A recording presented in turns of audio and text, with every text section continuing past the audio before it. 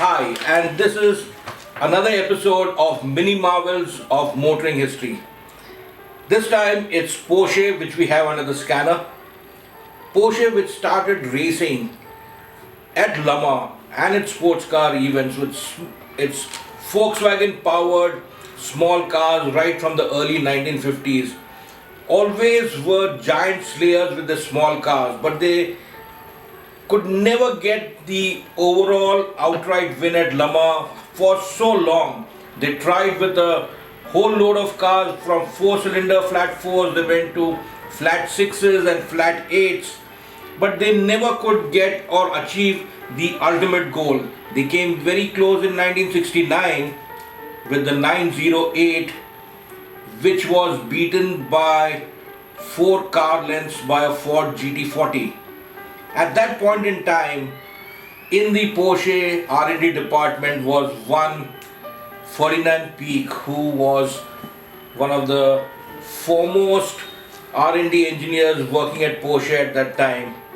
And he and his colleagues looked at a loophole in the FIA regulations, and they thought that they would ram through a car which would be made to the 5-liter formula, and they would ensure that 25 cars were built and homologated for the series. This was in 69. It was too early for it to be really developed for the Le Mans 24-hour race, even though they did put in a few cars there. The cars were evil handlers, but they were prodigious in the power and the pace with which they really set the field alight. In 1970, Porsche was prepared though. The evil handling of the early 917s had been cured, the reliability had come in, and this all red 917 from Porsche Austria went on to start Porsche's winning streak at Le Mans. So far, it has raced at Le Mans from 1970 onwards in one form or the other, either as a works entries or many of its cars sold to customer teams, and they have won no less than 16 times at Le Mans, the last of the lot being this 911 GT1, which won in 1998. After 1998, Porsche has not entered a factory car at Le Mans till 2014, when it came in with the 919 hybrids. You won't find any one of those over here, but this year at Le Mans, the 919 hybrids, 3 of them in fact, and the fastest of them, handled by a former Formula 1 Grand Prix winner Mark Webber, has set the pace.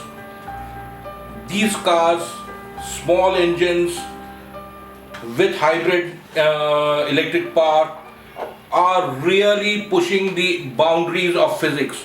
Over 1000 bhp on tap, and to have them consistently run flat out against rivals, against the clock, against the traffic, through a stretch of road which is both part permanent circuit and part public roads, is a notion which defies the imagination. That's the reason Le Mans magic is so much evident when you come across that second weekend of June every year.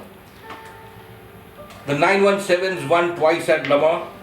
After that, we had the era of the 936s, and then came, really speaking, one of the most successful of the Porsche Le Mans winners ever, the 956/962 series. These are the cars which spawned so many winners, so many different teams, including the Juice team, which now runs the Audi works efforts. Porsche is a name synonymous at Le Mans, and it would be really intriguing and interesting to see sibling rivalry dominate proceedings at Le Mans 2015.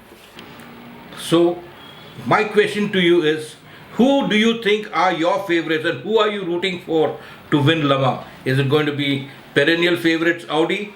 Is it going to be Porsche, the giant killer who will come back from the pages of history? Or will it be cars from the Orient, especially Toyota, which will cap off a magnificent run in the 2014 World Endurance Championship?